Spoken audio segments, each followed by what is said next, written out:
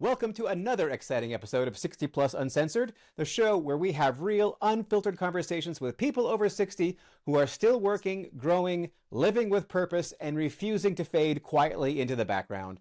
I am your host, Seb Frey, and I started this podcast because I wanted to shine a light on the people who are still out there doing the damn thing, building businesses, chasing dreams, raising hell, or just living life on their own terms.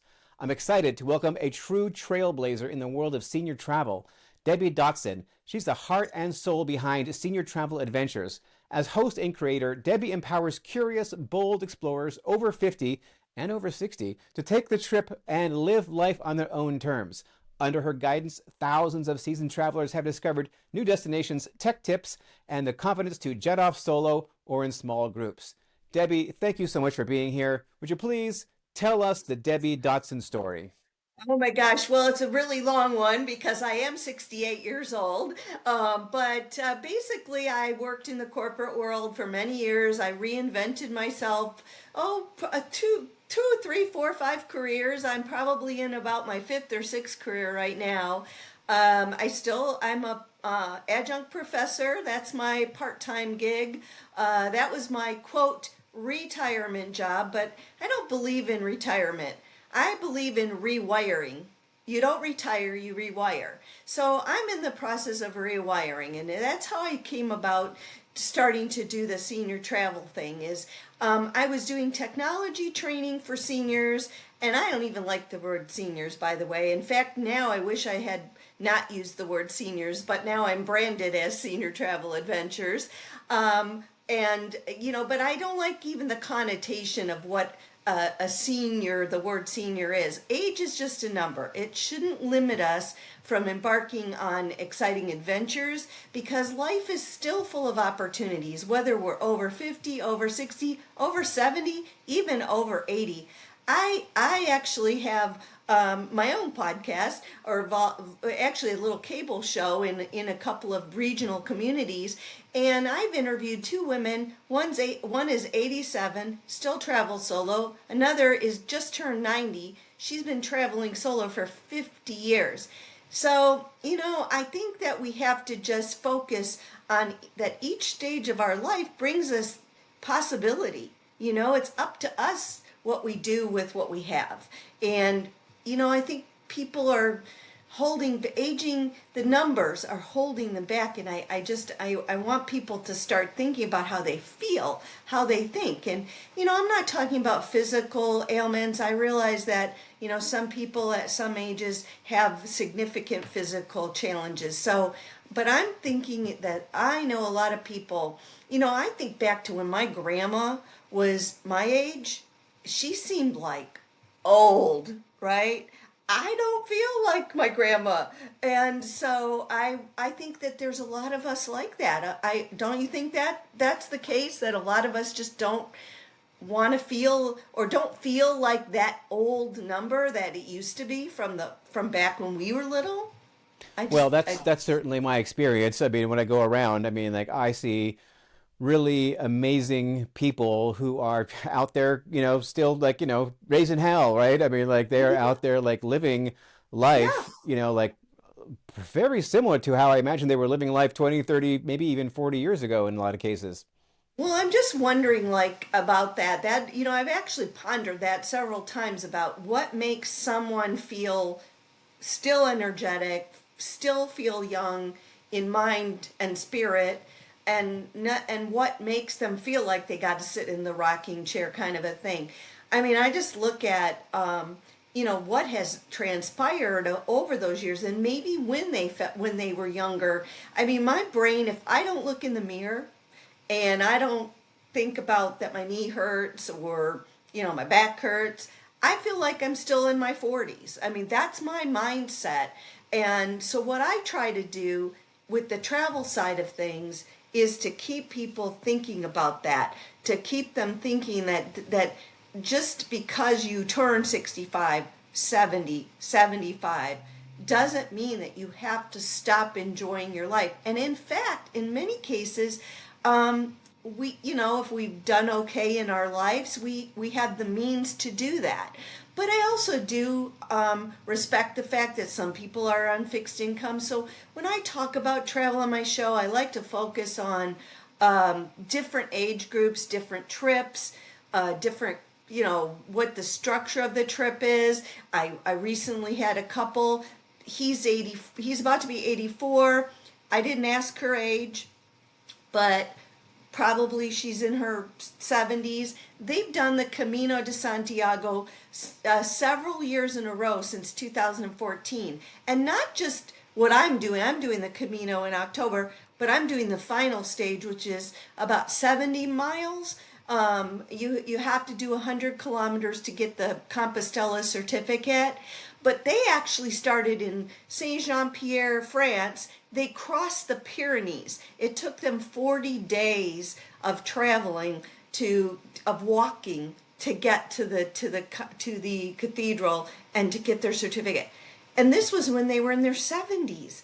I mean, when you think about that, and I follow a lot of social media groups of Camino participants and pilgrims, and I see this story more often where they're older. It's just it's inspiring to me, and in fact, that's what inspired me to take to consider the Camino journey.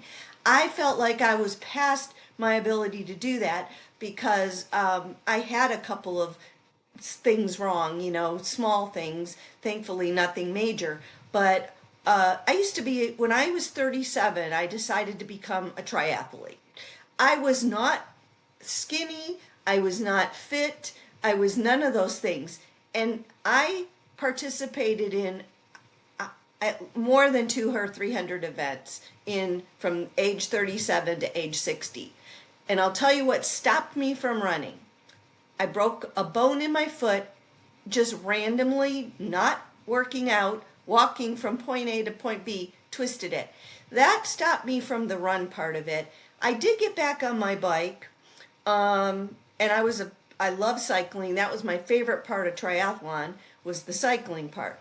But what happened was I started worrying about falling.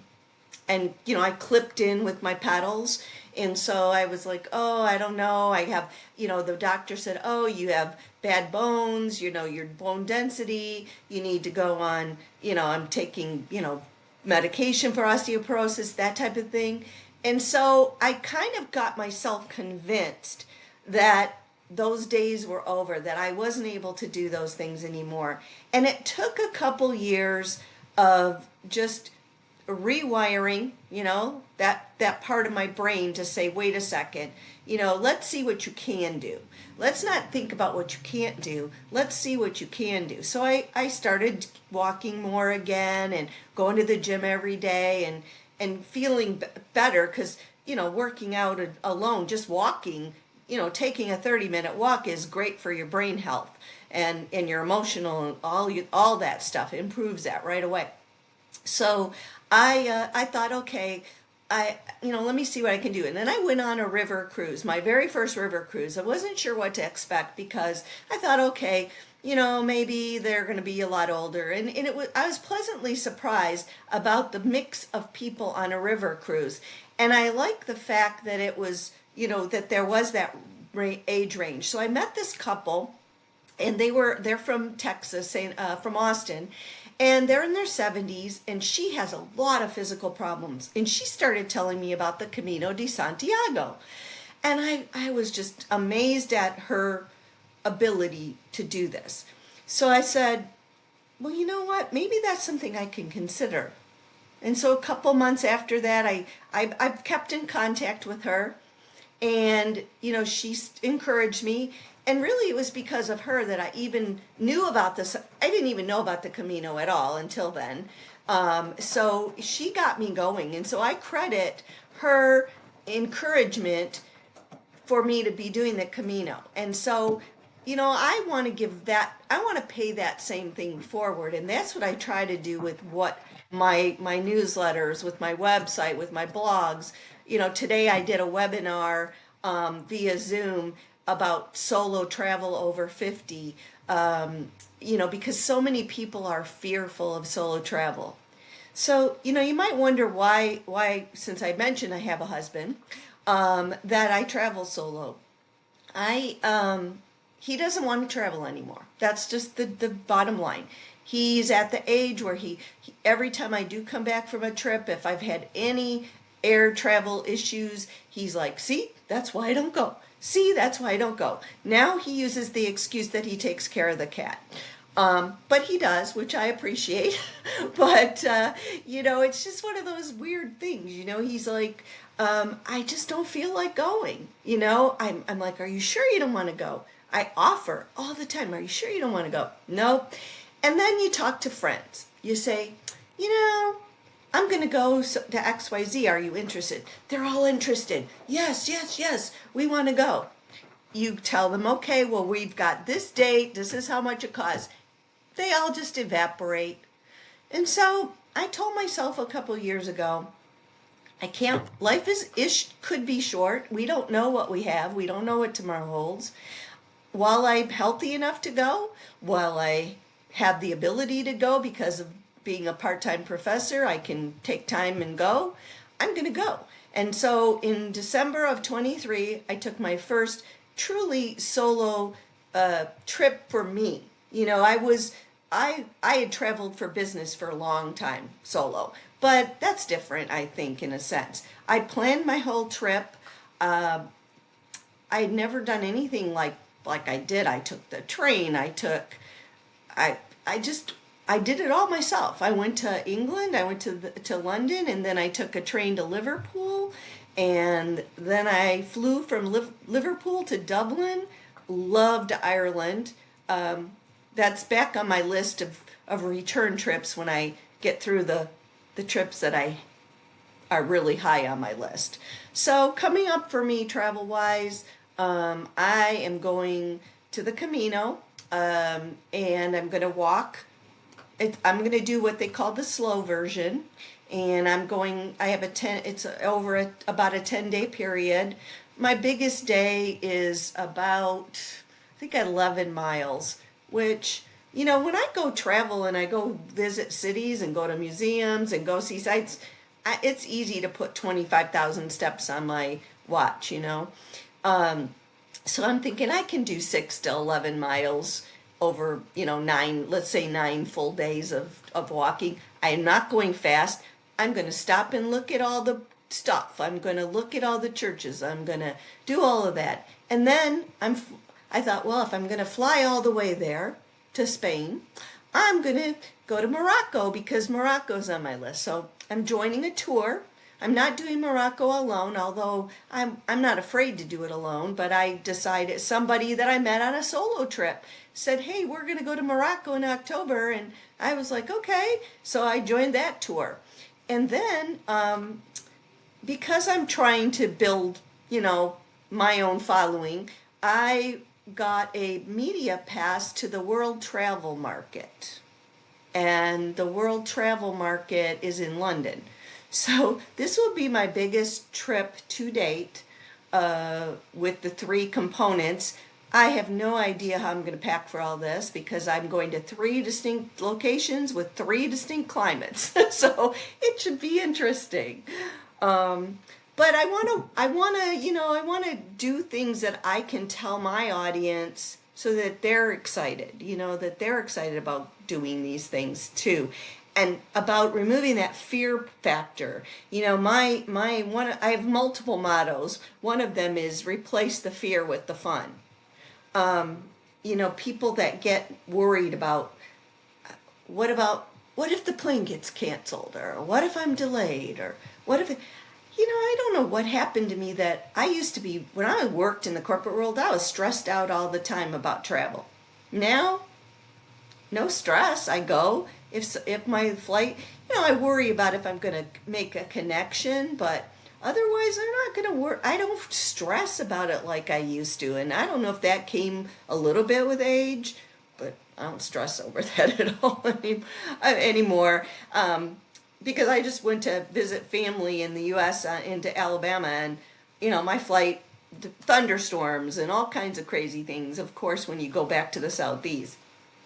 So that's kind of how I got where I'm at, you know. It's just I enjoy helping people. I enjoy educating people, and so I just chose that the senior audience was going to be my choice of audiences. I like TikTok. I have a TikTok, you know. I got some really fun TikToks. I got one with me dancing with AI, with Michael Jackson, doing, you know, a Michael Jackson dance. You have a picture of yourself just standing there, and the AI puts it all, and you dance right alongside Michael Jackson. It's great fun.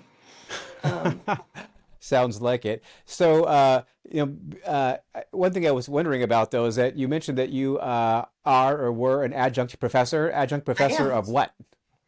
Well, that's also a great question. Right now, I just retired from one job. I taught technology, like basics of technology, cybersecurity, ethics, that type of thing at a university through last December. But I retired from that job because learning about new technology every single day was taking up all my time. And I was like, okay, in order for me to teach, I have to know it.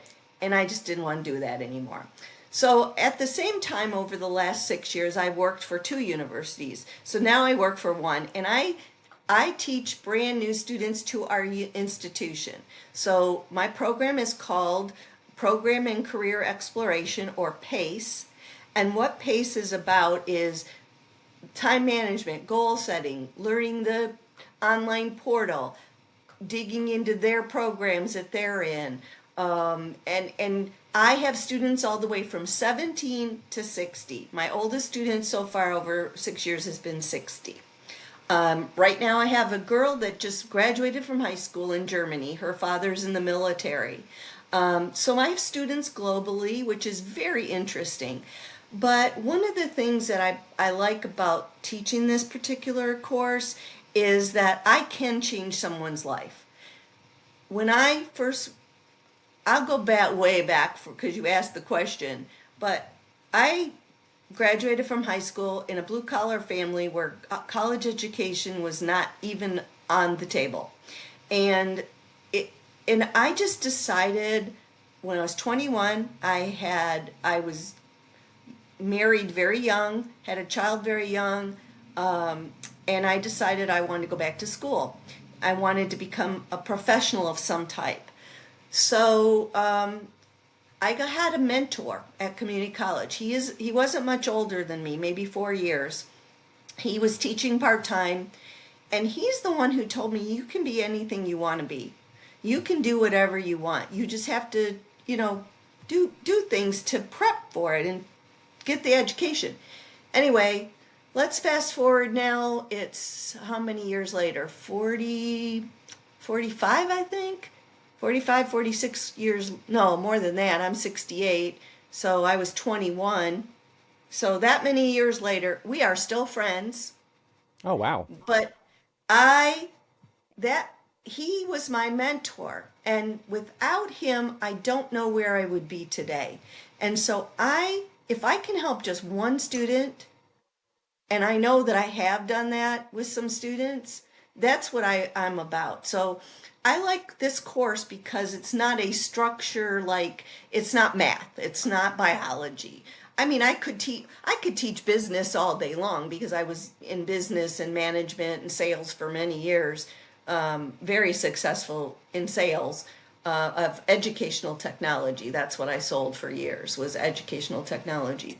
But anyway, yeah, without that mentor. So it's kind of my give back job, because I'll tell you, people think, oh, professor, when you're an adjunct professor, you're a part timer.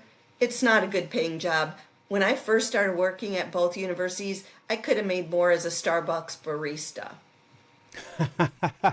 Okay. Yeah, I was wondering how much adjunct professors get paid, and I guess not very much. I guess my father was actually an adjunct professor of writing at UC Berkeley Extension. I guess that's what you would call it. So I Okay. don't think he made any money at that to speak of. But so you had that mentor. The mentor told you that you can be anything that you want to be, and I think that a lot of folks who get to be 60 or 65 and like they wind down their career, um, they face a lot of ageism, and I think that they internalize a lot of that ageism, and then they believe that they can't really be anything that they want to be. They think that their time in the sun is gone, and that life is just passing them by. What advice can you give people who are maybe in that position to, know that really this is not the end. This is actually this they're just turning the page and maybe the best chapter is yet to be written. Well, and exactly, and that goes back to my, retire versus rewire.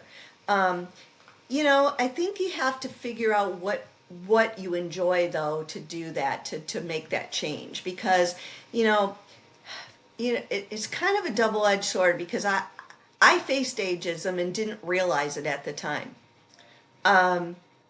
because I had a job, but when that job, because I was in educational technology, that job ended when COVID hit because I was working with school districts and everybody was closed.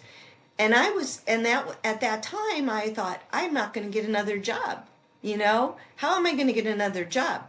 Now for me, I started making a preparation to make it the change to be the I knew that my retirement job was going to be an adjunct professor because I knew that that was something I could do. And you only have to have a master's degree and the background, in the whatever you're teaching. That's they want you to have 3 years of teaching experience, but can you imagine? You asked me about this, and I'm thinking as you're asking me this, how many people at our age we have such a knowledge bank of things that we could share with the younger generations and a lot of people don't realize that they have that capacity or that capability to share that. So I would say to somebody that's at 60 that is facing the ageism, what it's really hard when you are interviewing. I had an interview once, and I'm trying to think when this was. Not, like back when all this happened, before I started doing these jobs. And the guy was like, the VP of the company was like 28 years old, and he was calling me dude. I'm like, I'm like, wait a second, whatever. So I think that to overcome that kind of thing, I think you have to decide first what internally would make you the happiest. And you also have to set your expectation. Are you going to get that $200,000 a year job at 70? You may not, and that's I think another thing is, I was used to making better money, and so going into teaching, I knew that I was going to have to accept what they offered and no benefits. I mean, you don't get anything. And I think that that's part of the mindset, what you're talking about. But I'm always telling my students about growth mindset. And I don't think that growth mindset needs to end at any age. I think that if you believe you can't do something, then you won't be able to do it. So I always tell them, this is my words, I can't do it yet. And it doesn't matter if you're 70 years old. If there's something you want to do, you can say, I can't do that, but I can't do that yet, or I can't do it yet.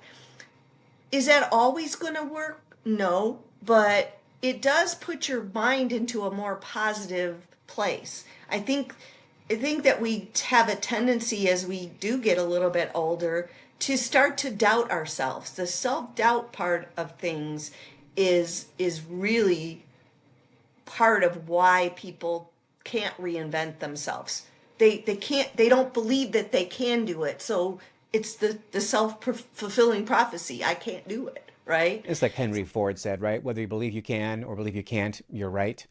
Exactly. I love that one too. That's a So, good quote. so that's a great quote. And, I kind of live that philosophy about be the change, right? And first generation college student in my family. So when I have my students that are first gen college students, I let them know that's great. You're setting the stage for future. Now my grandkids, they would never not think about going to higher education. It's just Right. not in there. Yeah. It just my family, nobody went. I mean, well, my mom didn't even get her GED until she was, oh my gosh, probably in her late 40s or early 50s. Oh, wow.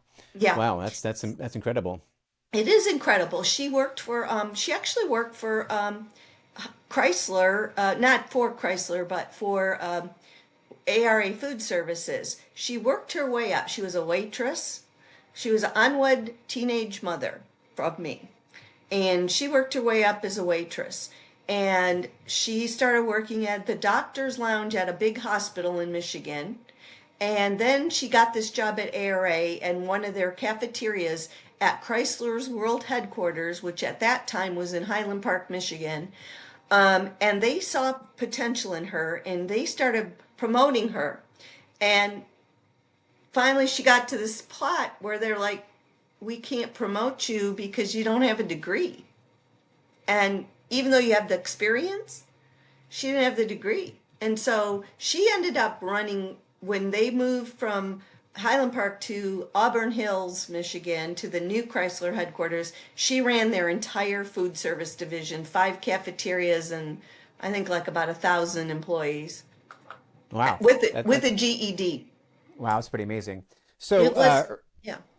earlier you said that you had been a triathlete and then you broke a bone in your foot, and then you had to rewire your brain. That's interesting to me because it seems like you're a pretty adaptable person. What was it like breaking your foot that really required like you to like rewire your brain? Did you lose your identity as a triathlete, or like why was that such a struggle that it took you 2 years to like get past that? To get even past to get on my bike. Well, first of all, you're hesitant because you don't want to re-break something, right? So that's one thing that comes into your brain. And the other thing was that, okay, I really got fearful of running. I can't even really put my finger on why. Because I'm pretty much, if I want to do something, I do it. But I just felt like if I didn't want to re-break something, I didn't want to break something else. So I told him, I started walking, when I finally got to the point, but I stopped doing any events. That was, I guess, really the turning point. Is up until then, I was still doing the events. I mean, I did my last sprint triathlon at 60 in the spring. I broke my foot in June, and I think in May I did the last triathlon. I didn't do a good job. I didn't put enough training in. See, that's one thing about triathlon is you have to put a lot of training time in. And I was at the point in my life I was busy with work and all this stuff, and I just didn't put the training in. And yeah, you can, if you have the base, you can go out and do a sprint triathlon because it's not that far. But then I thought to myself, do I really want to keep doing this? So I still can, so when I finally got past myself, I found a local group that that were runners, and I did start running a little bit with them again, and I became part of that group, and that's what got me out of my funk, so to speak. Is they were meeting at 5 in the morning to go run, which I don't like 5 in the morning, but I they would go, I would go meet them, or I would go support them at an event, or um, just go, they'd have some evening walks. I'd go walk with them in the evening. Getting engaged with a group. So I think this is an important thing that just came into my head about anybody. Find other people that you can, that like go to meetup.com or whatever is in your local area, and find people that are doing things that you might enjoy, so I don't even know how I found them, maybe through the running store, and I thought I needed to get some support, and they've been supportive. And ironically, I've kept in contact with them over the years now that I stopped, running. And now that they put my walk, once a week I do a morning walk for Camino training, and they put it on their schedule. But we call ourselves a B&B runner. So I guess once a bear, always a bear, whether you're walking or not. And as far as the biking part, I did get back on my bike for about 3 years. And then I had some back problems, and my bike sat inside the house because it was an expensive bike. And one day I said, you know what, you're not getting back on that particular bike. So I found it a good home. A young man, a triathlete, a young man bought it, and he sends me pictures of him and my bike all around town. That's awesome. That's awesome. Yeah, so that is actually really powerful too. Is the community, right? I don't think it was the fact that they were running, really. Yeah, It's just it's the it's just the community. community, really. That really helped you, turn your mind around. It Right. sounds like. So now, before you started this, senior travel adventures, had you really done a lot of traveling before that, or not Just really? work, just work and just local. My husband and I went on a cruise. Our last cruise was in 2017. We did the Mediterranean. It was wonderful. Um, we were supposed to go to Greece, but then COVID hit, so that came off the table. Before that, I'd been on a couple of cruises. I'd been to Paris once um, in 1999, and an ex we when we were still doing triathlon and marathons, he did a lot of marathons. He went and ran the Paris Marathon, so we went to Paris. But I hadn't gone solo, other than local work related things. Mostly, I'd either go back to the home office in Georgia or Tennessee when I worked different companies, and then west. My region was always in the west, so Arizona, California, mostly California stuff. So yeah, I mean I would go for 2 or 3 days, stay, do my work. Didn't think about that in terms of being a solo traveler though. You know, just Right. So now it's different. Now it's different.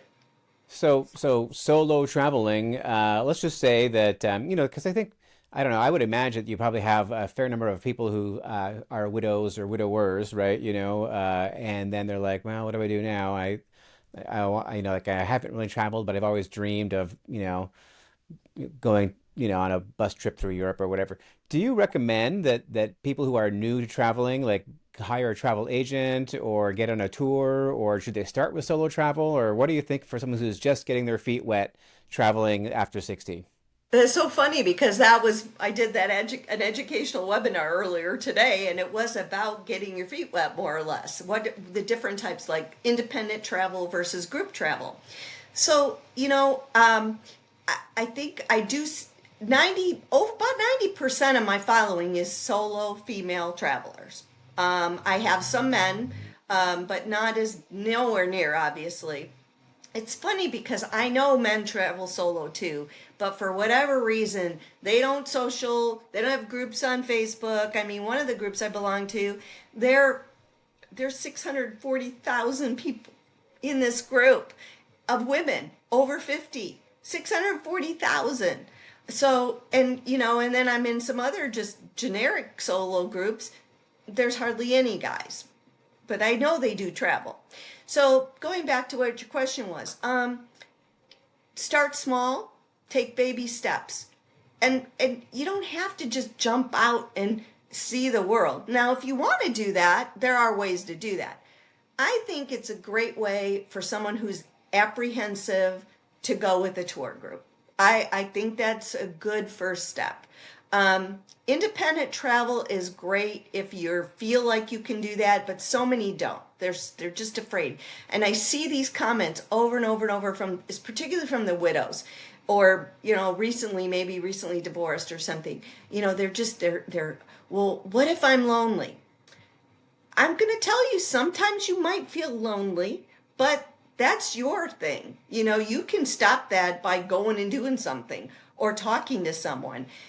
People who are introverted, oh, I can't go because I'm an introvert. Actually, solo travel is great for an introvert, believe it or not. because you can control your interaction, right? So I do say, I know people are crazy about AI, but I actually did a webinar for AARP Senior Planet on using AI to plan travel. And what I suggested to people is, what do you want to do? Where do you want to go? How long do you have? What's your budget? Go to ChatGPT, go to Claude.ai, tell it what you want and have it spit out an itinerary for you. Now, if you don't want to go and make all those arrangements yourself, then absolutely get a travel advisor. I have plenty of colleagues and friends now that are in the travel business, and I'm not trying to push them out. I just know that AI can really narrow down and give you some ideas that you may not have had otherwise. So, going back, what I told my people today was, if you're really scared, look at a map and look about 100 miles out from your house. Because, in the old days we had a paper map and you could circle it. Circle out what's within 100 miles of your home. Is there something of interest? Is there something to go see? Is there some place, maybe a concert? Or maybe you just stay and take yourself out to dinner or to the theater by yourself. Try it first. It may not be comfortable for you. Then you have to make a decision. Do I want to try again or not? Now, if there's something you really want to see, then you should probably consider group tours. And you can go all the way from a small group tour of about 8 people up to, big tours are about 40 people. If that feels overwhelming to you, then maybe you'd start with the smaller tour. There are some tour companies, and in fact, I was in a focus group of ladies, and we were talking about what stops us from taking certain tours and what they call solo washing, which is, they tell you there's no solo supplement, but yet their price is way higher, and so there's been a solo supplement. What's But what's a solo supplement? What does that mean? Okay, so when you're a single traveler, anytime you see anything, go to any site, it says double occupancy. Price is per person, double occupancy. Well, solos, how do they charge solos? Some companies, that was the cat, by the way. Yeah, I saw the cat. He Nice looking just went cat. he went through the air. But no, they charge you. So some of them charge you double. And so what is an acceptable amount for a solo supplement, and why would they charge it? Well, if they're planning, let's say it's a tour operator and they're planning that there's going to be 2 people in that room, and let's say we'll use $5,000. They're going to make $5,000 off of 2 people. But now you're the solo person and they're only getting 2,500. Well, they might be paying, that might not cover the room rate, whether there's 1 or 2 people, because people always argue this. Well, there's only 1 person. What does it matter if there's 1 or 2 people in the room? Well, it makes a difference to the tour operator, because that's where they get profit, is from that differential. So what's an acceptable solo supplement? Well, that was what we were discussing. And the threshold of the group was about 18% higher. They were willing to pay 18% more than so let's say it was a $2,000 trip, they would pay 18% more to be a solo traveler. So, can you negotiate with these people? I mean, like a lot of times you're just ordering off a website. So, can you negotiate, like send an email to customer service, or how does that work? Not really. Um, what you do is, you watch for sales. Sometimes they do have sales, so much off the trip. Sometimes they will say no solo supplement. I don't want to plug a specific company because I get no value, but I've been on 4 of their tours so far, and I'm going on a 5th.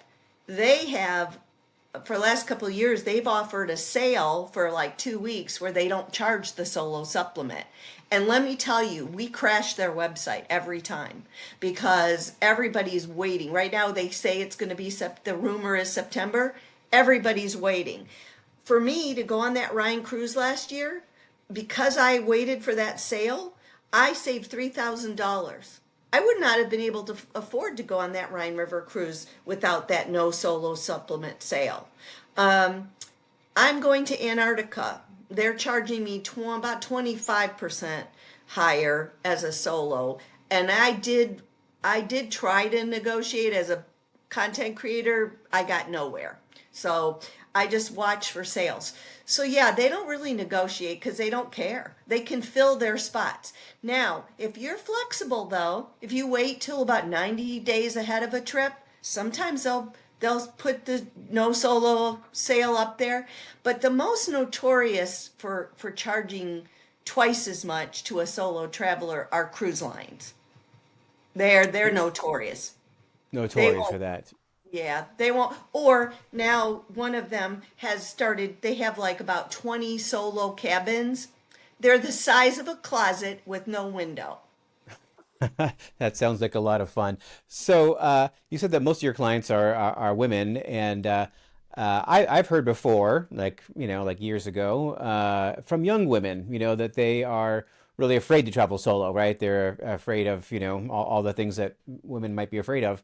Uh, so, what advice do you give to 60 plus women who are thinking about travel solo, who worry about safety? What can you tell them about that?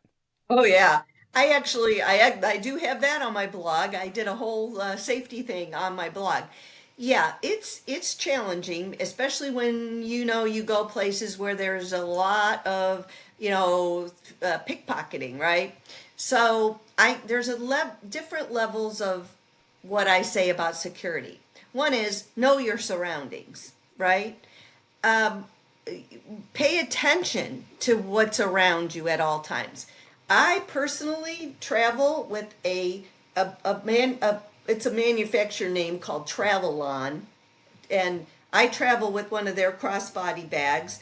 It has special zippers that connect. I don't think you can probably see this, but I have a lanyard for my phone now with the case on it. So I actually put my phone on the lanyard and I put it into the travel on pouch in the front so that I have two places where my phone is connected. The other thing is about your passport because passport theft is really big right now in foreign countries. Um, if you're in one location, you should lock it in your safe and you should carry a picture of the last page of your passport, which has a barcode on it. That way you can go to the embassy and get a passport right away. But I am trying a product out called Spotminder. They're sending me one. It's a passport cover that it's like an air tag where it actually has the GPS in it, the location. It's actually built into the passport cover. Oh, wow. Um, I think that's a fantastic idea, by the way. And I'm so glad I'm going to get to try one and talk about it. But yeah, and then as far as rooms, we if the depends on how the door locks. And let me tell you, in some of these older hotels in Europe, the doors are really, really like scary. Because they don't lock, they got like old fashioned lock, or they like one of the hotels I stayed at, the key was like on a big, like a skeleton key. Um, but there are ways. I usually will put a chair in front of the door. You can buy these little devices on Amazon where you can put it under your door. I do think that's a good idea. Some of them you can even buy where they have like a little beeper in them, and so if the door got moved, but if they have like that lock with I don't know what that lock's called, where it comes back over the door like a hotel has that Yeah. thing. You can take a washcloth and put it up through there, and then they can't push the door open with that. So Okay. those are kind of things, but personal safety is something that comes up a lot, and my best suggestion is you've got to be in charge of your own personal safety. You've got to be aware. You can't put your purse or your phone down. And I'll give you an example. When I did this group thing to Florence earlier this year, I was on a tour and then I took some of those ladies with me on another part of the tour to Florence. This woman, we air tagged her. We put an air tag in her purse because she would wander off. She would put her phone down everywhere. And realistically, she probably shouldn't have traveled on her own because of, her. some, you know, brain stuff. But nevertheless, we did take care of her. But like people, that's what they watch. They watch for people like that that are easy marks. Or I was standing at the Ponte Vecchio Bridge right out of the Uffizi with one of the other ladies, and she's from New York. She's very with it. She's very used to stuff, but she had her purse. Her purse was unzipped on the outside. Now she was holding her phone in her hand, but I saw out of the corner of my eye these well-dressed young ladies coming straight for us, like they were going to take a picture. They were headed right for her bag, and I turned and looked right at them. So turning and looking right at the person, that if you make eye contact with somebody that you feel might be threatening, that can go a long way too. But make sure you people know where you are. Your family knows where you are. Turn on your location finding on your phone. Have a check-in time with your family or whoever.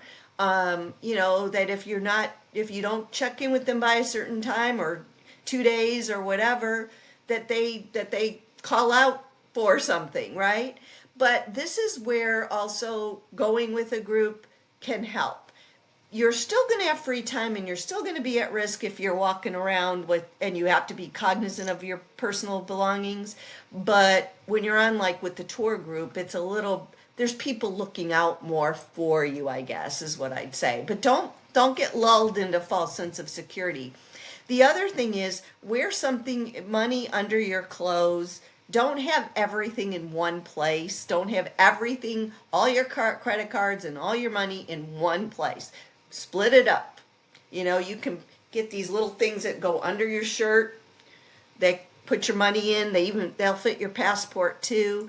But if you are staying at a hotel and not changing from day to day, then I suggest that you do leave your passport in the hotel safe and not, somebody said, oh, well, they can break into the safe.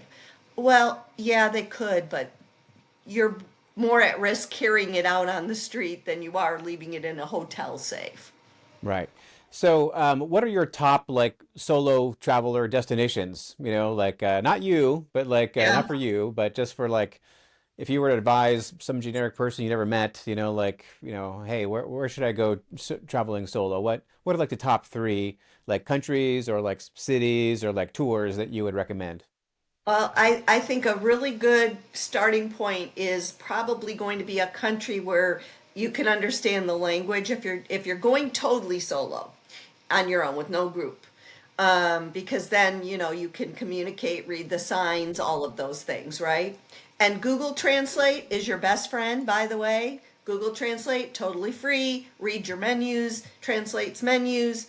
I cannot, Google doesn't pay me, but boy, they should. Um, so, and I used to call myself a Loogler, in love with Google, because I used to teach Google stuff, and I've been to Google in Mountain View, and oh my gosh, that was fun. That's a whole nother story about feeling old, but like if I would have been younger, man, that would have been the place for me to work, would be Google. But anyhow, yeah, Google stuff. But I think going to Europe is a great place to go. If you're active, if you just want to see history, we don't understand in this country about history if you haven't seen those things. We're such a young country, we do not have that depth of history like they have in Europe. Italy is beautiful. Um, Iceland, believe it or not, is a wonderful trip to take. And I got to see the Northern Lights 2 nights in a row. But Iceland's very popular right now. That's a hot spot. But I think right now the hot spots are probably going to be Italy is really, really hot. Portugal has become really, really a popular destination. If you're super active, Costa Rica, if that's something, if you really want to, do the jungle thing and are still physically fit and want to go, Costa Rica is pretty popular.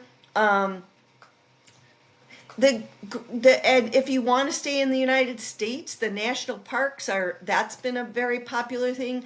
I do find those to be very pricey for a solo though. I had actually looked at going to like Zion and Bryce and things like that, and the tours were just out of my range.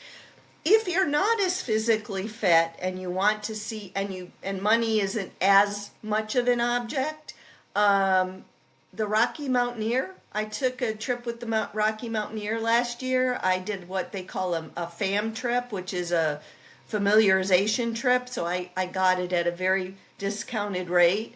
I went with a bunch of travel agents.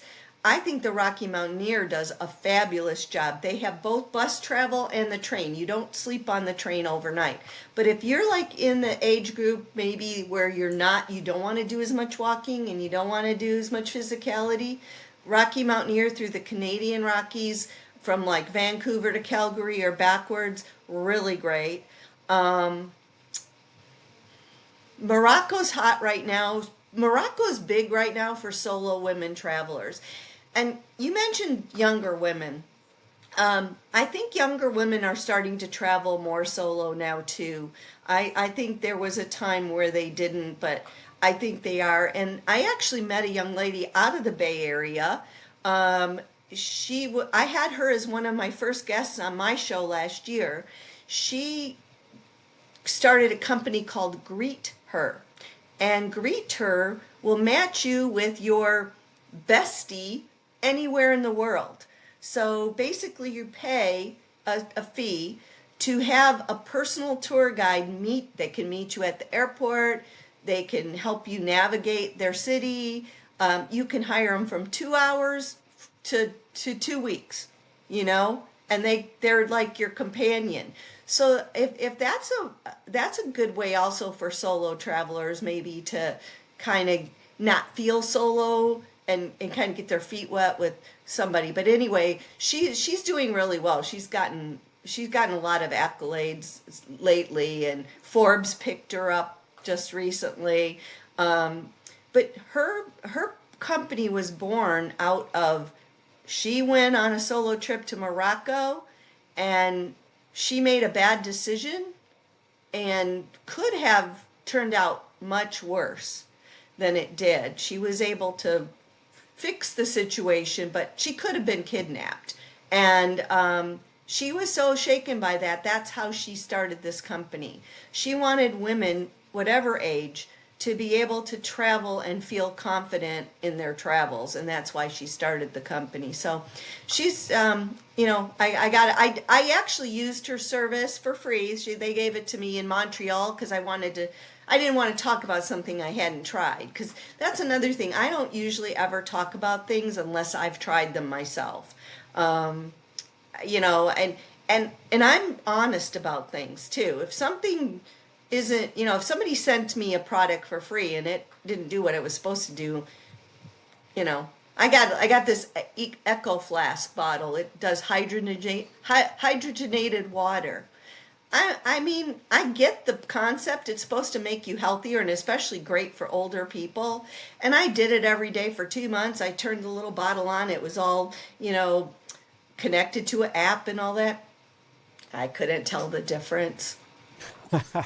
Right. Well, that sounds very interesting. That Greet Her, and I'm very proud Bay Area. Yo, that's really cool. So, we're kind of running out of time here, but Okay, sure. before I we wrap it up, one thing we didn't talk about was cruises, and like that's Yes. what my parents do, like whenever they can. They go to vacationstogo.com. I don't know if Love it. Yep. my mom Love swears it. by it. And I imagine that a lot of people who are older think about cruising, once in a while. Do you have any advice about cruising?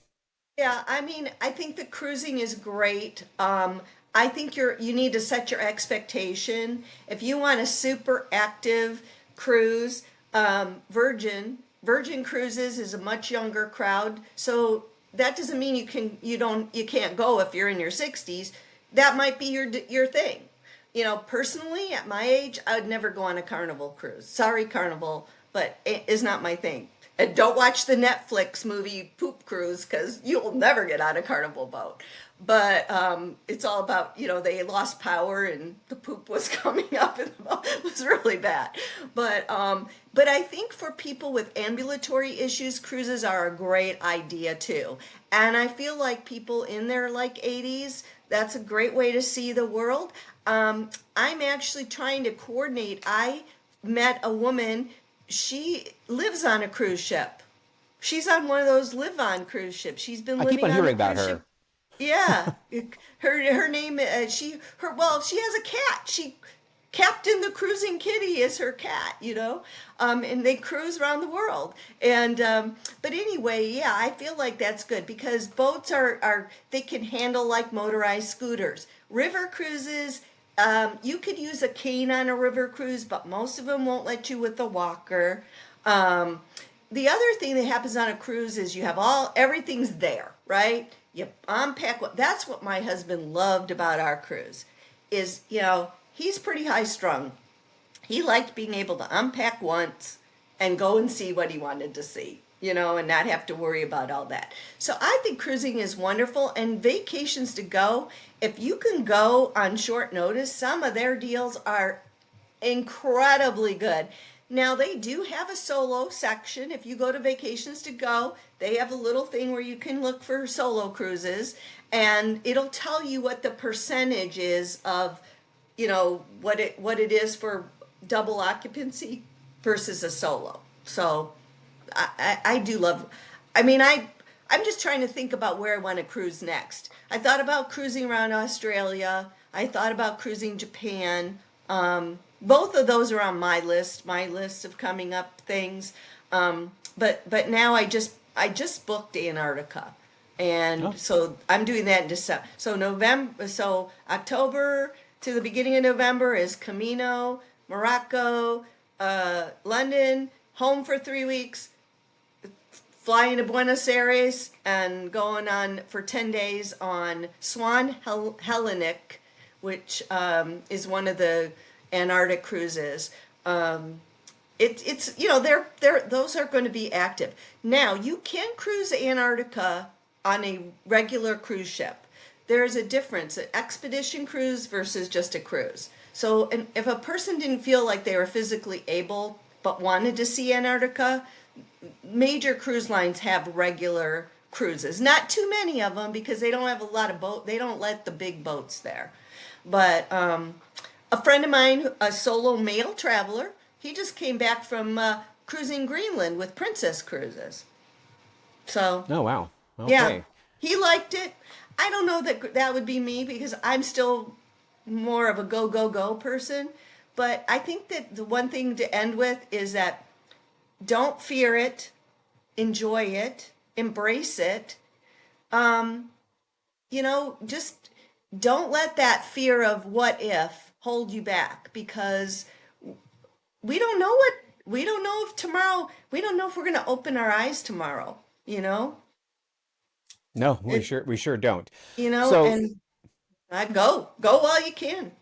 go while you can. So you have a podcast, you said, and I have a a, blog. How do we yeah, find your podcast and blog? And do you have a YouTube channel, TikTok? What else you got? How do we find all that stuff? at Senior Travel Adventures is Instagram, YouTube, TikTok at Senior Travel Adventures all together. All in one word. Yeah. If you want all my links, if everybody's listening, I'll try to. It's I don't know if anybody knows what Linktree is, but linktr.ee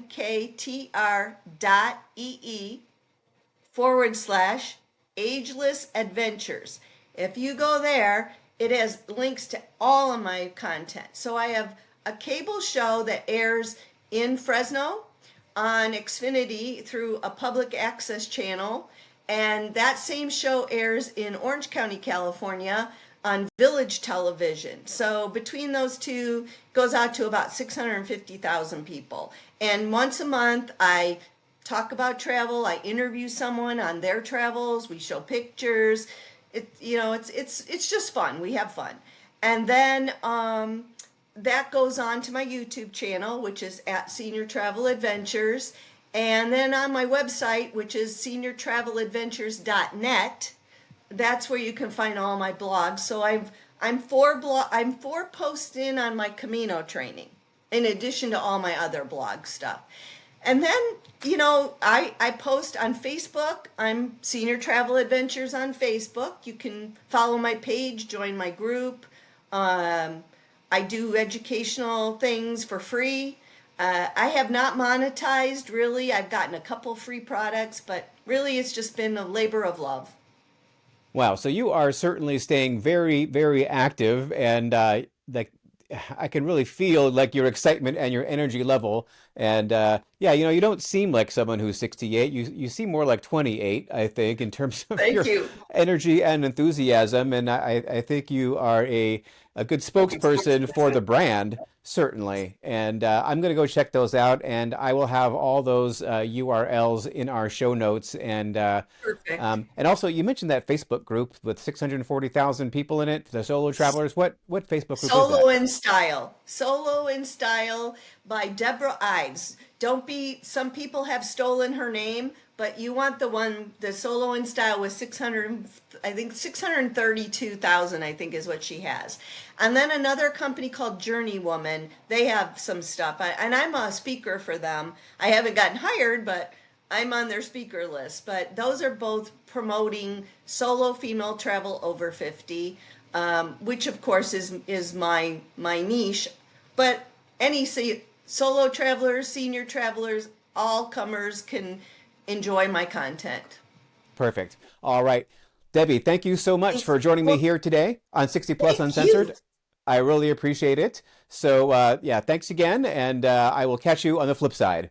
Absolutely. Thank you so much. Subscribe now.